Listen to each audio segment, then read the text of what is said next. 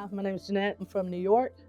I currently live in Florence, Kentucky. I came here when I was 17. Been on the street since I was 14, in and out of prison. I was the biggest crackhead there ever was. You would have thought there was no hope for me before I went to the Brighton Center. I was scamless. I got sober when I went in 2010, when I went to Brighton Center. I was there to 2012.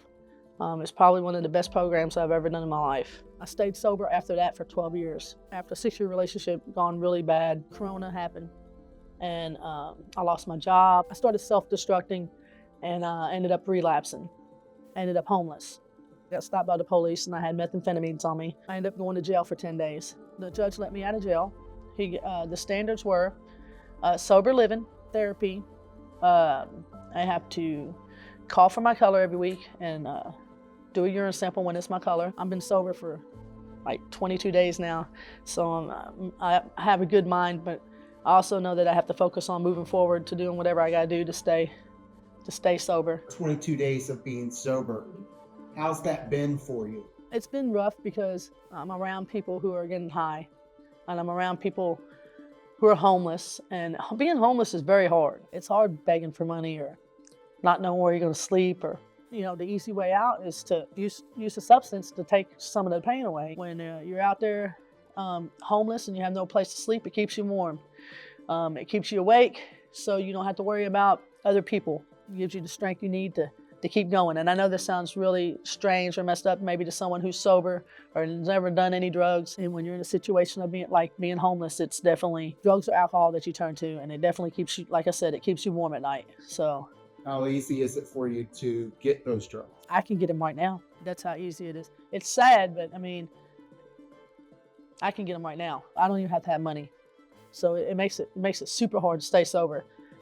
However, I'm a very strong-minded person, and you have to want it to get it. And I got a lot of support, to share our houses. By far, I look forward to coming. Everybody at the Welcome House, I consider, they may not be my friends, but to me they are, and they help me. Recovery really works for me. I can't explain it. The Brighton Center done stuff for me, gave me resources, taught me a lot. It really did. When I chose to not continue those things when I got sober, I ended up back to where I was at before. I just so happened to get my state taxes back, and I didn't know what to do, so I went to the Lord's gym.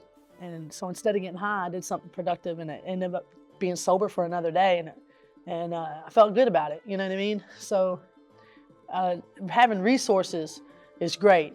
Staying sober is hard. I wish the resources were a little bit easier to get a hold of somebody to try to get into something like that, because when you get out of jail and you have all these stipulations on you, your mind's racing and you want to get high.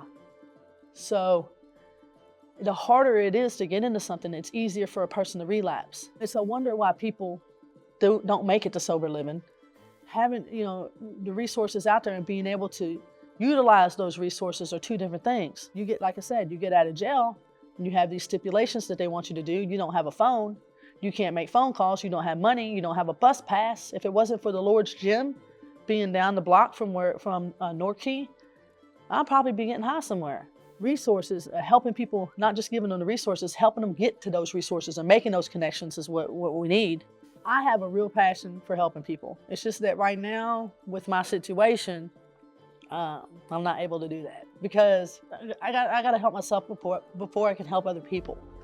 But helping people really is a passion that I have. And I try to help people out there because I know I've been there. Example, there's a young couple out here. They're like 18, 19 years old. I went and got a blowed up mattress, and I blew it up for them and woke them up and told them to get on the mattress and sleep on it. Stuff like that. That to me, that's helping when I didn't even have a place to sleep myself that night, or a blanket or anything to put on myself, But hopefully I get there one day.